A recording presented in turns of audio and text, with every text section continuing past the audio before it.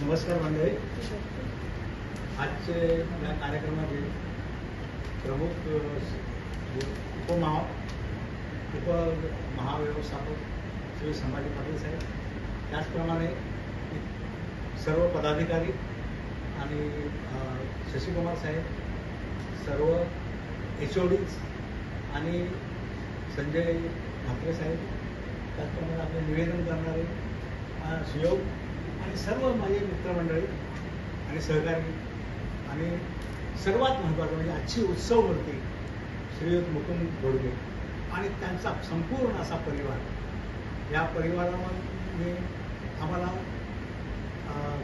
Concert जे दाखवलं त्यांच्या लेखीचं सोनालीचं, त्या ह्याच्यामध्ये भरतनाट्यमच्या त्या आविष्कारामध्ये तिथेही आम्हाला खूप असं त्यांनी अत्यंत सर्वांचा व्यक्तिगत लक्ष देऊन सर्वांचं त्यांनी तिथं स्वागत केलं आणि तो आपलेपणा दाखवला. खास आपलेपणा अनेकांनी आत्तापर्यंत सगळ्यांनी वेगवेगळ्या उदाहरणावरून सांगितलं. अहो, सौजन्य म्हणजे काय ते घोडके साहेबांकडे बघून शिकावं. अहो, समंजसपणा, शांतपणा आणि इतर अनेक म्हणजे गोष्टींमध्ये आपण आपल्याला बोलतो ना, डोक्यावर बर्फ आणि हृदयामध्ये साखर असं पेरू घेणारा सदैव असा असणारा आमचा मुकुंदा. आज आम्ही त्यांना आमचा मुकुंदा म्हणतोय, कारण साहेब म्हणून आम्हाला जरा दूर गेल्यासारखं वाटते. तर आमचे मुकुंदा फारच अत्यंत लागू स्वभावाचे. अशा या मुकुंदाला रिटायरमेंटनंतर अत्यंत चांगलं असं आयुष्य लाभो हे मी परमेश्वरचरणी प्रार्थना करून सांगतो. आणि त्याच्याविषयी मी जे 4 शब्द लिहिलेले आहेत ते सांगतो. हॅपी रिटायरमेंट श्री घोडके साहेब. पावसाची सुरुवात झालेली आहे. गडद निळे मेघ अंबरी दाटले. गडद निळे मेघ अंबरी दाटले आणि पहाटेपासूनच जलधारा घेऊन आले. आज मंगळवार 30 जूनची पहाट आणि मुकुंदाची निवृत्ती घेऊन आली. नाव यांचे मुकुंदा ऐसे बोलणे तुमचे मृदू आणि सौम्य जैसे. स्वभाव त्यांचा प्रामाणिक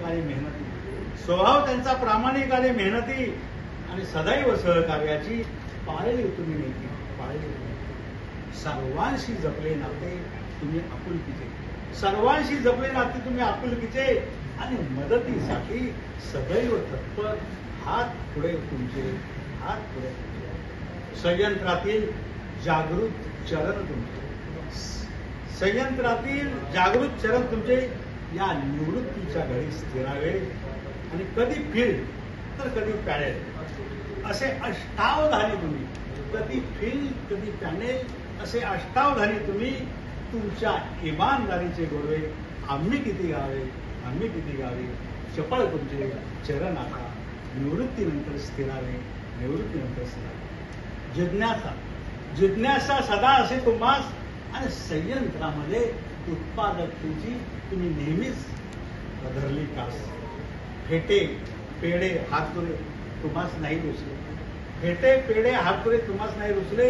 पण सहकार्यांच्या शुभ कार्यात तुम्ही सदैव तेथे प्रसन्नतेने दिसले. भारलेल्या या जन्माने शतदा प्रेम केले.